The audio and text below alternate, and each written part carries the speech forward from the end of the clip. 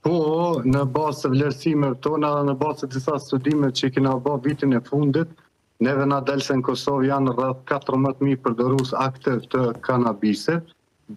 Këto përfshihen veç përdorues të kanabisit, ndërsa në bazë të punës sonë të përditshme në terren dhe vlerësimeve tona, kërkesës për trajtim, Kosovë numri përdoruesve droga sillet rreth 30 deri në 35.000. Dhe një sasi ka që madhe, pra rrallë ndodhë që tjetë kapur. Si shini punën e organeve shtetërore, pra për parandalimin e kontrabandimit të narkotikëve?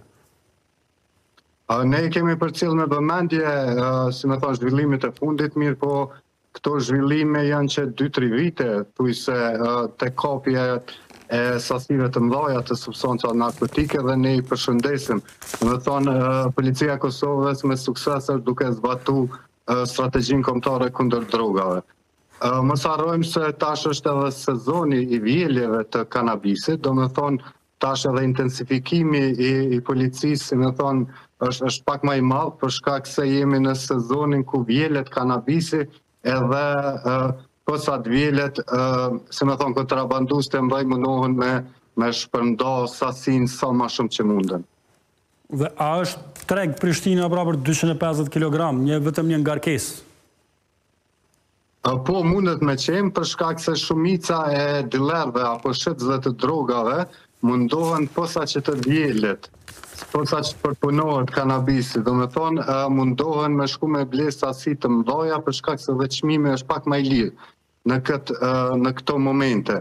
Edhe pse mos harrojmë se çmimet e kanabisit janë shku vazhdimisht duke u rrit. Për shembull, nëse krahasojmë vitet 2013-14 në kilogram kanabis në Shqipëri ka kushtu prej 200 deri në 300 euro. Ndërsa tash çmimet sillen 2.000 deri në 3.000 euro për kilogram. Dhe kjo pra është bërë për shkak kërkesës të madhe, apo jo? Patjetër që po, mos harrojmë, na thamë edhe më herët që janë rreth 14.000 përdorues aktiv të kanabisit, 250 kg ndoshta e mbulon nevojën për 3 deri në 4 muaj për gjithë territorin e Kosovës. Dhe shkurtimisht, çfarë duhet bëjnë tjetër institucionet për të parandaluar kontrabandën me narkotik? Qëre tash, na kena diskutuar edhe më herët që komponenta e zvoglimit të ofertës është kogja mirë duke u përmbush prej policisë e Kosovës që do me thonë të zbatu strategjinë kombëtare kundër drogave.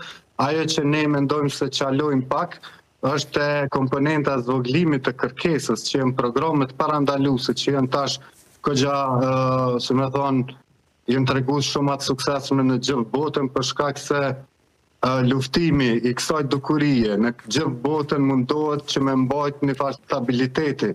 Si me thonë, mos me leju me u rrit numri i përdoruesve droga, se për ndryshe, si me thonë, shtetet të cilat vetëm e kanë luftu këtë dukuri, thuajse kanë dështu për me nal përdorimin e drogave.